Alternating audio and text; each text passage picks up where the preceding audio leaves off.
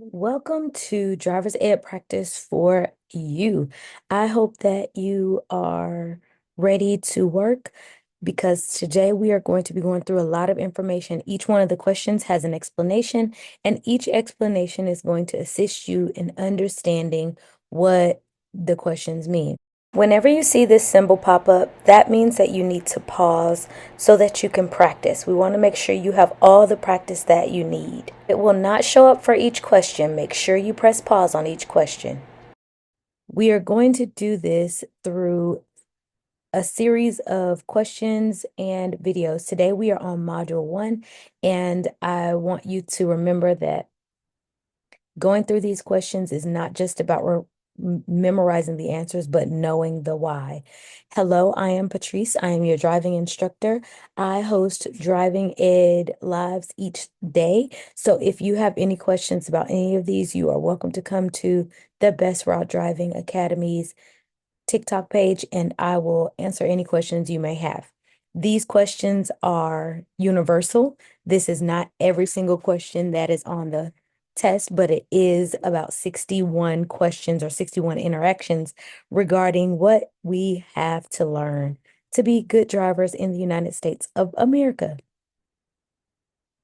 So what I want you to do is go through and make your best guess. Number your paper 1 through 61. Yes, 1 through 61. Or feel free to use your notes or any app that you have that automatically numbers, and you can do it that way. Answer the questions, wait for the check, and then check your answer. You can redo this as many times as you need it because you have lifetime access. There is a free checklist. Some of you got here through the checklist. Some of you need to go back and grab the checklist. That checklist will help you with your on-the-road practice before it's time for you to get your license.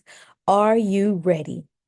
Number 1, when driving at night, you should dim your headlights. When A, the other vehicle's headlights are dimmed. B, meeting or following other vehicles. C, approaching an intersection. Is it A, B, or C? After I read each question, I will give you a moment to answer. Be sure to press pause whenever you need to. The correct answer is B, meeting or following another vehicle. After each question, I'm going to give you an example. Well, the majority of the questions in module 1 and 2. In module 3, we'll be going really through the questions because at that point you should have studied a little bit between each module and be able to answer the questions right off. So let's look at it. When the headlights are headed towards you, or when you are behind someone else, you need to dim your lights. If you look at this car that's in front of us, you can see that the lights are directly at us. When you are driving on the right side, it is most safe to look down to the right so that you can avoid the lights doing a temporary blinding or being too bright on your eyes. So if you remember to look down at the right by the saying bright light, look right, that will help you avoid getting light bright in your eyes while you're driving and not be able to see. So bright lights, look right. Next question. Move over law requires drivers to A, stay in the right lane if they are driving a tractor trailer, B, move vehicles out of the lane of traffic following a crash, or C, move over at least one lane from an emergency vehicle that is stationary, or if unable to move over, slow down below the speed limit. Write your answer. The answer is C. So the move over law, sometimes in the state you will see the move over law on a sign, but if not, the best practice is to look at the yellow car. The yellow car started off in the right lane and then moved over to the left lane when safe and came back to the right lane once they had passed the emergency vehicle. Keep in mind that if you do not move over, this emergency vehicle can legally come after you if you did not follow the law. This goes not just for police officers, but emergency vehicles of any type, as well as maintenance vehicles, meaning the AAA truck or somebody who is trying to help um, help change a tire. Hero, if you guys have Hero in your state, that is the people that come up and give you gas if you break down. Make sure you follow the move over law so that you don't get a ticket. If you are involved in a crash, one of the immediate requirements is to A, notify the state's security office, I'm sorry, Secretary of State's office, B, notify your insurance agent, or C, render aid to the injured. Which one would you do first? Immediate requirement. When you are taking these tests, you have to read the keywords. This says immediate. There are two things here that you would do, but one is immediate. The answer is C, render aid to the injured.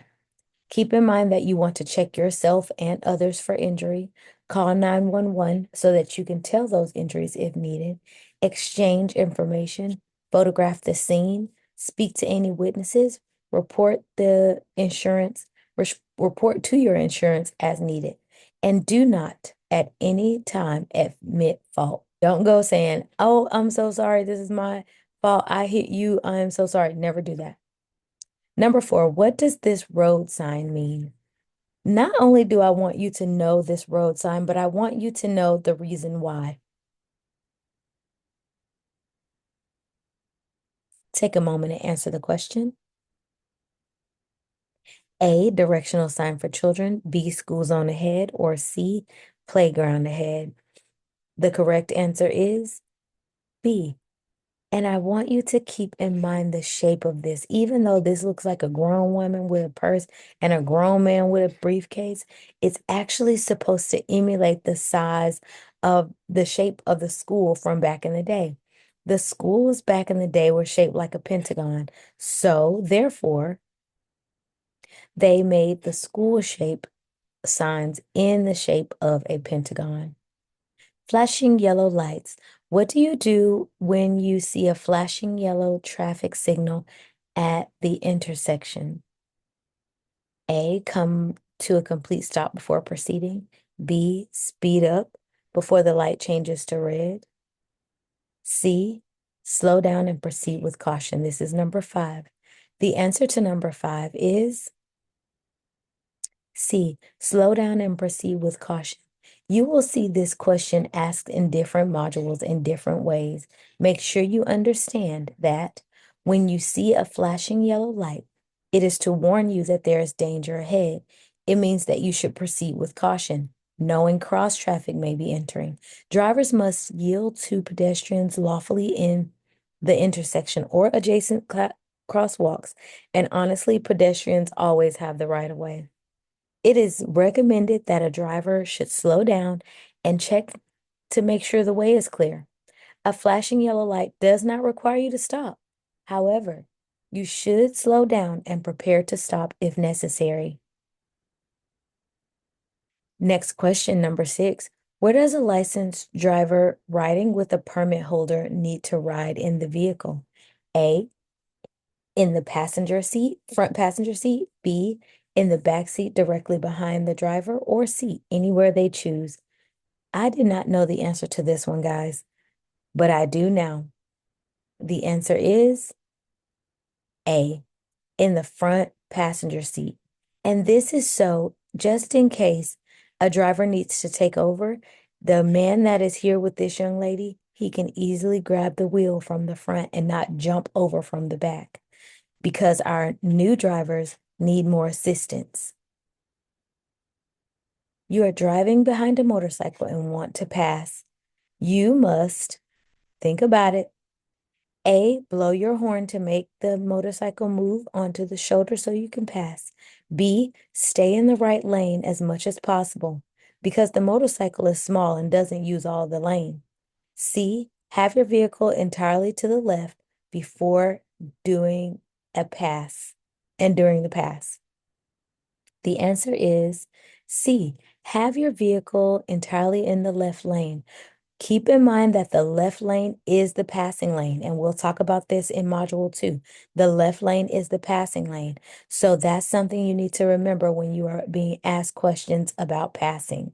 Your right lane is your slower traffic or non-passing lane. Keep that in mind. In California and in 2025 in Minnesota, they will have the law of splitting the lane, which means motorcycles can ride alongside cars and go through the middle of the lane because they are small. In all other states that are listed, besides Minnesota, of course, it's not mentioned whether or not those driving ways are illegal. But in all of the gray states, check to find, press pause and find your state. In all of the gray states, motorcycles must use their own full lane. All children 8 up to 18 are required to A, be secured in a seat belt or child safety seat, B, be in the front seat of the vehicle, or C, be in the back seat of the vehicle. The answer is A, secured in a safety belt or child safety seat. Some people chose that 18-year-olds should be in the back of the vehicle. We know that 18-year-olds can sit anywhere they want in a vehicle, and it is recommended that children that are 8 or younger, or actually under 12, are in the back seat. However, it is just a recommendation for that. The safety belt rule is a requirement. Now we are going to take some time to answer the questions of the traffic signs. We're going to go through this because you need to just know this information. Your white signs are regulatory signs. Your red signs are prohibition signs, means you are prohibited from doing something. Your yellow signs are warning. Your green signs are guide signs. Your blue signs are service signs, and a lot of people don't know what that means, and I have a picture available for you on the next slide. Orange signs are construction signs. Brown signs are recreation signs, which I'll show you because a lot of people miss those. And the fluorescent green sign is the school zone sign, even though they look yellow.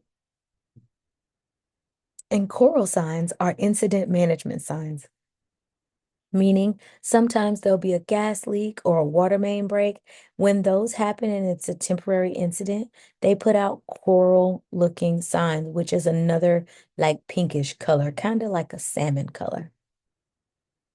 Here are some examples of a few signs. This blue sign here is the hospital sign that I spoke of. These are the services. You also see libraries like this as well. This is a caution sign. This caution sign is here to let us know that there's a warning sign.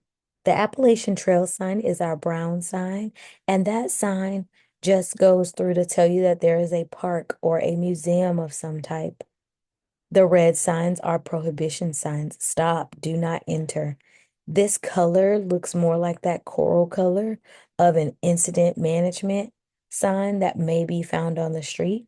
In our guide signs, one thing I want you to remember is that you read signs from the bottom up when there are 2 or more signs. This says we are exiting only to the Miami International Airport. Driving requires your full attention. Most people know that this, for number 9, is true. It is true that you must give driving your full attention. There's this thing called a snap drive. That means that you have to read every single thing that is going on in your area so that you know exactly what's going on and how the road is going to move. What does this road sign mean? Does it mean A, always stop, B, be ready to merge with entering traffic, C, a divided highway ahead? I kind of cut this off a little bit. This sign is B, be ready to merge with traffic entering the lane. Now, this sign is for the person that is in this lane as well as the person that is in this lane. Keep in mind that you read from the bottom up. Our bottom says 2 lanes are coming into 1. Let's look at some more traffic signs. They may help you as you take your test. These are signs that you must know. This sign here, look at it. This is a crossroad sign. This sign says that the roads are crossing at a perpendicular angle. Our next sign is a T sign. This T intersection could be facing this way. It could be facing down. The T part could be facing down, or it could be on the left. You have to know that traffic is coming on this sign from the right. This sign is a Y intersection. This means that straight traffic can exit to the right. Sometimes you'll see this when you're leaving an exit from the highway. This sign here, goodness, this sign here is a lane reduction sign. This is two lanes coming into one, or a wider lane going into a smaller area. Keep that in mind. This is a narrow bridge sign. It says that somewhere on this bridge, it gets thinner, so move with caution. And this means lane added. This line means that there's traffic already going straight and someone is going to enter, but they're not getting in your lane, so continue to proceed. Let's do it again. What do these signs mean? Number 19, deer crossing. Number 20, high clearance. I'm sorry, it's the height clearance. Nothing above 13 feet, 6 inches can go under this bridge, or nothing with 15 feet and 5 inches can go below whatever this sign is in front of. Number 21. Number 21 means that you are entering a divided highway, meaning there will be a median coming. So on the right, there is a median, so you need to slide out. And if you look at this one is just the opposite. Divided highway ends. So you are coming off of a divided highway to a 2-lane road. And we will talk about what how you know a 2-lane road in later modules. Here, this is railroad crossing. Our railroad crossing sign looks like this, or it can be a white sign. And finally, on this slide, number 24, that's that lane reduction I was talking about earlier. So this 2-lane highway or street goes into 1 lane. Remember, we're reading the signs from the bottom up. The dashed line means 2 lanes. There is no dash here, so it's 1 lane. All right, that is the end of module 1. Go back, turn the sound off, take the test as best as you can, and go from there. Be sure to use caution. Again, I'm your driving instructor, Patrice, and I hope that you made a 100.